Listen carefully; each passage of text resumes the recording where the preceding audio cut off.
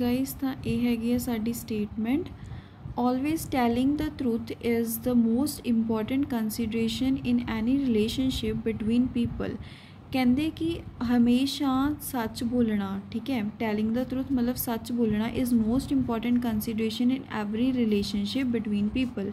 ਕਿ ਲੋਕਾਂ ਦੇ ਵਿੱਚ ਜਿਹੜੀ ਰਿਲੇਸ਼ਨਸ਼ਿਪ ਹੈ ਉਹਦੇ ਵਿੱਚ ਸੱਚ ਬੋਲਣਾ ਇੱਕ ਬਹੁਤ ਹੀ ਜ਼ਿਆਦਾ ਅਹਿਮੀਅਤ ਰੱਖਦਾ ਹੈ। To what extent do you agree or disagree, ਠੀਕ ਹੈ, किस हद तक तुसी इस गल दे नाल एग्री हो या डिसएग्री हो, इहदे विच आपां एक्सप्लेन करना है। ठीक है जी। हाँ जी, हुण देखांगे आपां अपनी इंट्रोडक्शन किवें स्टार्ट करांगे। In these days, breaking the trust of loved ones, harming the dignity of others is becoming a play game for most of the people।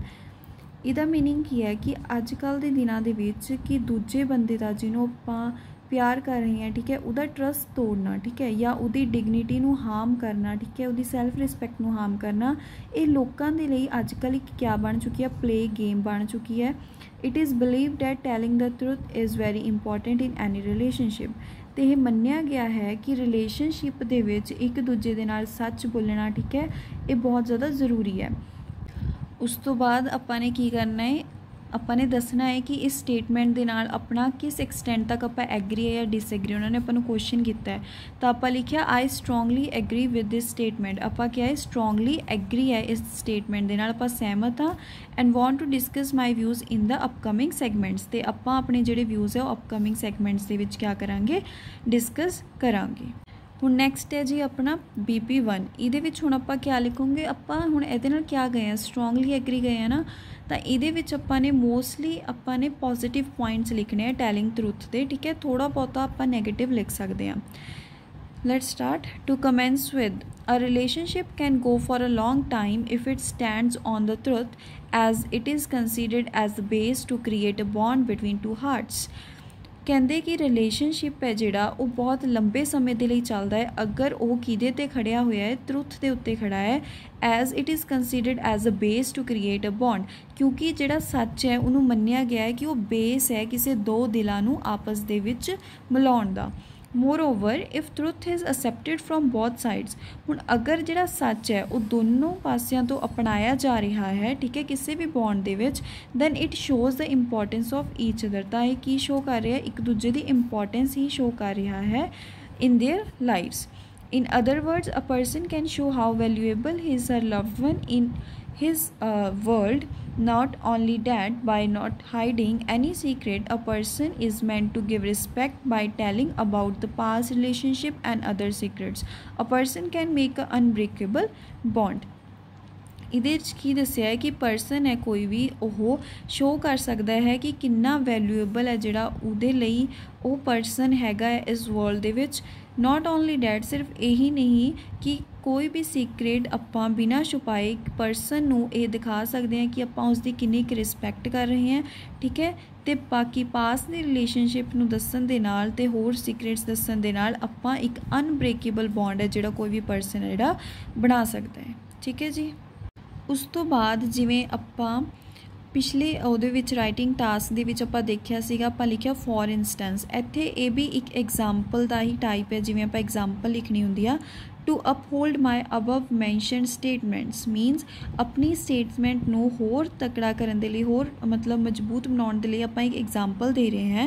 I have a strong tie up with my best friend. हुण जिवें कि मैं पहलां भी दस्सिया कि तुसीं इहदे विच कोई भी सर्वे दी कोई इंटरनेशनल लैवल दी एग्जाम्पल नहीं पाउणी हुंदी, बिकॉज ये तुहाडे व्यूज़ हुंदे आ, तुसीं इहदे विच अपने पर्सनल लाइफ दी एग्जाम्पल्स है जिहड़ी पा सकदे हैं।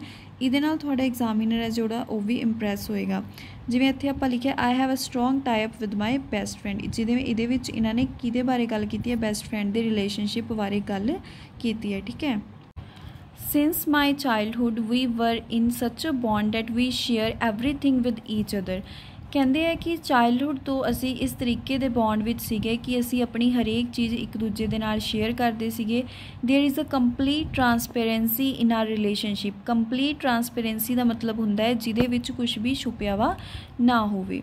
And I firmly believe that this is the only reason for such a long time friendship. तो मैं ये मान रही हाँ कि यही सिर्फ रीज़न है जिहदे कारण साडी जिहड़ी ये फ्रेंडशिप है इन्हें लॉन्ग टाइम के लिए चल रही है।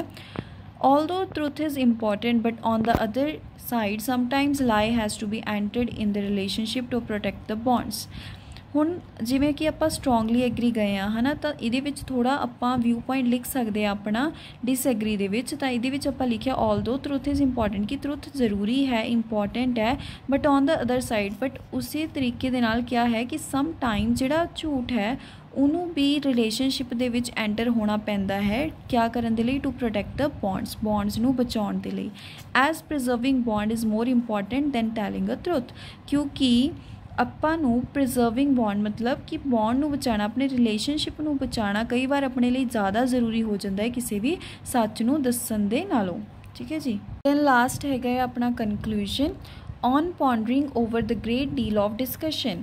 ਹੁਣ ਇਹ ਇੱਕ ਮਤਲਬ ਕਿ ਓਵਰਆਲ ਜਾਂ ਇਨ ਕਨਕਲੂਜਨ ਇਹ ਕਹਿਣ ਦਾ ਹੀ ਤਰੀਕਾ ਹੈ ਕਿ on pondering over the great deal of discussion, pondering ਹੁੰਦਾ ਹੈ ਸੋਚਣ, ਕਿ ਇੰਨਾ ਕੁਛ ਇੰਨੇ ਡੀਲ ਆਫ ਡਿਸਕਸ਼ਨ ਤੋਂ ਬਾਅਦ ਸੋਚਣ ਦੇ ਬਾਅਦ it is important to make trust. ਆਪਾਂ ਨੂੰ ਕਿਆ ਲੱਗਿਆ, ਠੀਕ ਹੈ, ਆਪਾਂ ਨੇ ਆਪਣੇ ਇਹ 'ਚ ਵਿਊ ਦਿਆ ਹੈ ਕਿ it is important to make trust, ਕਿ ਇਹ ਇੰਪੋਰਟੈਂਟ ਹੈ ਕਿ ਸੱਚ ਬੋਲ ਕੇ ਰਿਲੇਸ਼ਨਸ਼ਿਪ ਦੇ ਵਿੱਚ ਟਰਸਟ ਬਣਾਇਆ ਜਾ ਸਕਦਾ ਹੈ। But if a relationship can be protected by telling a lie, but ਕਦੇ ਅਗਰ ਕੁਛ ਵੀ ਚਾਂਸਿਸ, ਕੋਈ ਵੀ ਕੰਡੀਸ਼ਨ ਇੱਦਾਂ ਦੀ ਆ ਰਹੀ ਹੈ ਜਿਹਦੇ ਵਿੱਚ ਸਿਰਫ ਜਿਹੜਾ ਰਿਲੇਸ਼ਨਸ਼ਿਪ ਹੈ ਉਹ ਝੂਠ ਬੋਲ ਕੇ ਹੀ ਬਚਾਇਆ ਜਾ ਸਕਦਾ ਹੈ, then it should be entered in the bond, ਤਾਂ ਇਸ ਨੂੰ ਆਪਣੇ ਬੌਂਡ ਦੇ ਵਿੱਚ ਐਂਟਰ ਕਰ ਲੈਣਾ ਚਾਹੀਦਾ ਹੈ। ਠੀਕ ਹੈ ਜੀ। So guys, this was the writing task 2 of today. Hopefully you have understood it. Remember to take the screenshot so that you can easily read it.